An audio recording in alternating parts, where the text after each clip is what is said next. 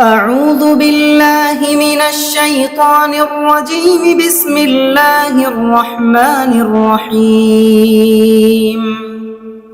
إذا زلزلت الأرض زلزالها وأخرجت الأرض أثقالها وقال الإنسان